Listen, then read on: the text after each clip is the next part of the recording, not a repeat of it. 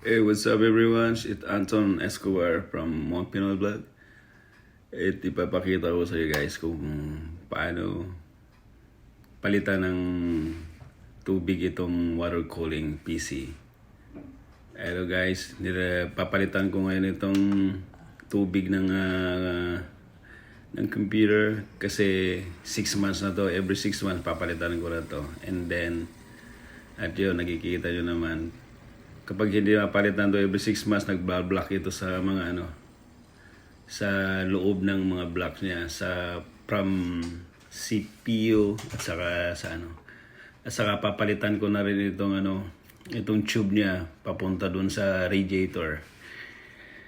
Kasi nakikita ko medyo mahaba yung yung tube niya. So gusto kong ipantay, kaya eto, pinuputulan ko itong yung papuntang from CPU to radiator. Ayan guys, pinapalitan ko. Ayan, kailangan kasi itong ginagamit ko kasi rigid tubing from Corsair. So ang ginawa ko,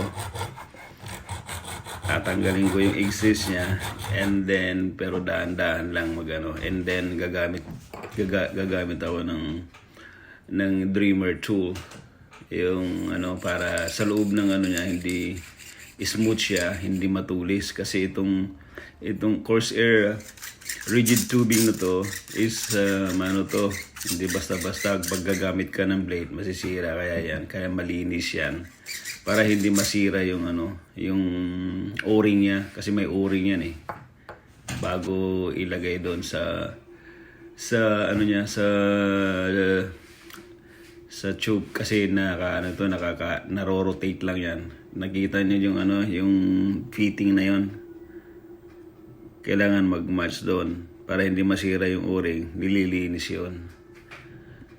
Ayan guys, para i-check natin yung na yan. Napalitan ko na yung niya, yung tubig niya, nilagyan ko siya ng kulay blue from AK brand. Ayan. Yan siya, kaya ngayon ililik test natin pagkatapos niyan. At ayan na yung kalabasan guys. Thank you for watching. All right.